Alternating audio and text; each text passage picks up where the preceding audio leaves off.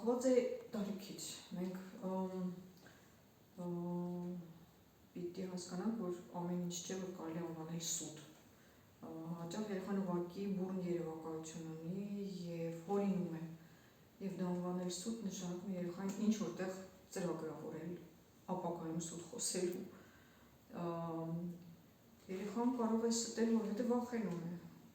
Այստեղ ծնողն ունի մտածելու բան։ Արդյոք ճիշտ է հարաբերվում երեխայի հետ, որ երեխան վախենում է իրեն խոսել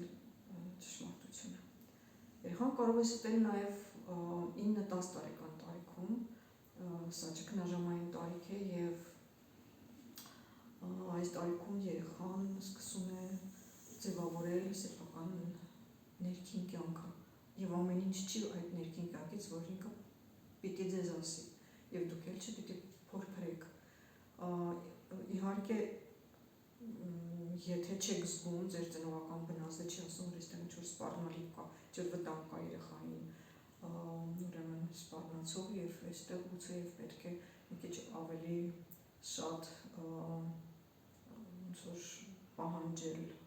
երեխայից խոստովանի։ Մնացած դեպքերում չարժե փորել եւ անպայման ուզենալ իմանալ երեխայի բոլոր գաղտնիքները, այս արդեն այն տարիքն է, երբ նա իրավունք ունի ունենալ սեփական